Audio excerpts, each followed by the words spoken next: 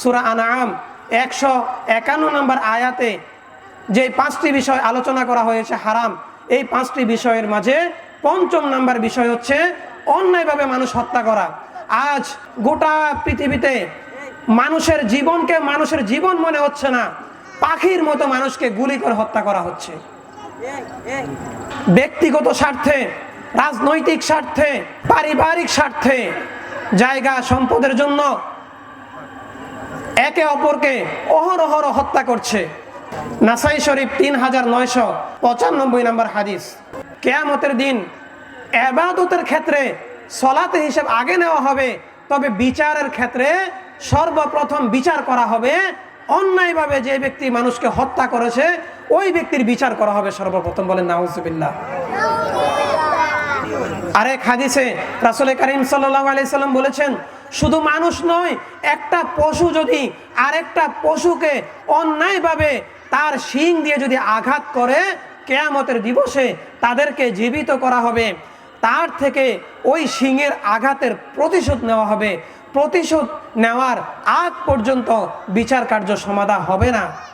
সম্মানিত উপস্থিতি, চিন্তা করে দেখেন, চিন্তার বিষয়, কিয়ামতের মাঠে এই ভয়াবহ অবস্থায় মানুষ এবং জিন ছাড়া অন্য কোনো মাখলুকাতের জন্য জান্নাত অথবা জাহান্নামের ফায়সালা হওয়ার কথা নয়। হ্যাঁ, আসহাবে কাহাফের একটা কুকুরের বিষয়, এইভাবে কয়েকটা বিষয় আছে। এছাড়া মানুষ এবং জিন ছাড়া অন্য কোনো জিনিস, এই যে গাছপালা, পশু পাখি, হাঁস মুরগি, এদের কোনো হিসাব হবে না। বিনা হিসাবে তাদেরকে মাটি করে দেওয়া হবে, মাটির সাথে মিশিয়ে দেওয়া হবে। কিন্তু এর পরেও ওই পশু পাখি, হাঁস মুরগি, তাদের মাঝেও যদি কেউ কারোর সাথে অন্যায় করে, রাসূল বলেছেন কিয়ামতের দিবসে তার পক্ষ থেকে প্রতিশোধ নেওয়া হবে।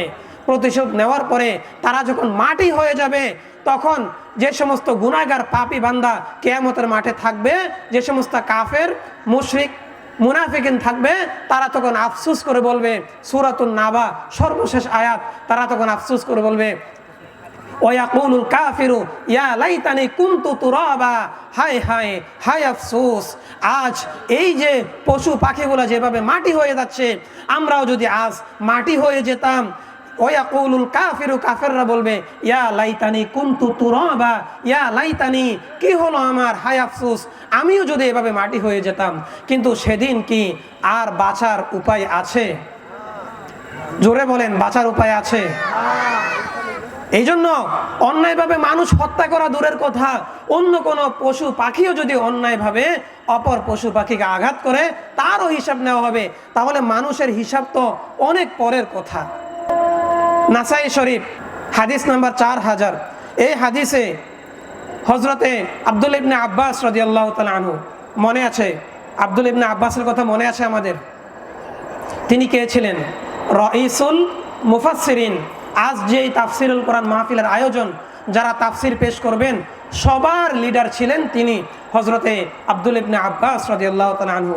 তিনি হাদিস বর্ণনা করেছেন যে হযরত আব্দুল্লাহ ইবনে আব্বাসের কাছে এক ব্যক্তি এসে প্রশ্ন করেছে, হে আব্দুল্লাহ ইবনে আব্বাস, আপনি তো রাসূলের প্রিয় সাহাবী, আপনার কাছে আমি জানতে চাই, এক ব্যক্তির ব্যাপারে ফতোয়া চাই, আপনারা কি সজাগ আছেন?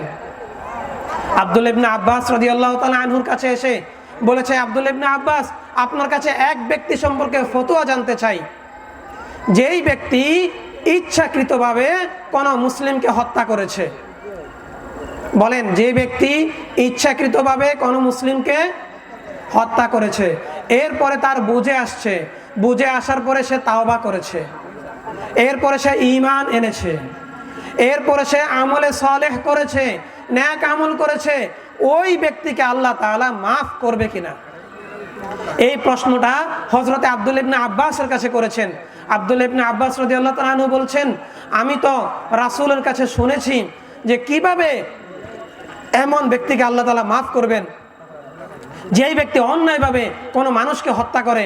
এরপরে ওই আয়াতের ব্যাপারে হযরতে আব্দুল্লাহ ইবনে আব্বাস রাদিয়াল্লাহু তাআলা আনহু বলেছেন, যে আয়াতটা সূরা নিসার 93 নম্বর আয়াত, এই আয়াতে বলেছেন, ওমাইয়াকতুল মুমিনাম মুতাআম্মিদান, যে ব্যক্তি কোনো মুমিনকে ইচ্ছাকৃতভাবে হত্যা করবে, ফাজাযাউহু জাহান্নাম, ওই ব্যক্তির ঠিকানা হবে, ওই ব্যক্তির এই হত্যা করার বিনিময় হিসাবে তাকে জাহান্নাম দেওয়া হবে। বলেন নাউজুবিল্লাহ। বুঝে থাকলে বলেন তো, অন্যায়ভাবে হত্যার শাস্তি কঠিন নাকি সহজ? কঠিন। তার ঠিকানা জাহান্নাম, জাহান্নাম ছাড়া কোনো উপায় নাই।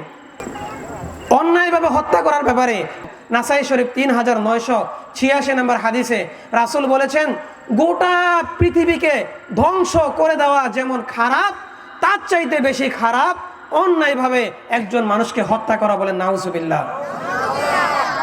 আমাদের মুসলিমরা গোটা পৃথিবী ব্যাপী আজ পর্যন্ত অন্যায়ভাবে কোনো মানুষকে হত্যা করে নাই। মুসলিম বেশ ধারণ করে, পাঞ্জাবি পায়জামা টুপির বেশ ধারণ করে মানুষ হত্যা করে মুসলিমদেরকে দোষারোপ করা হচ্ছে।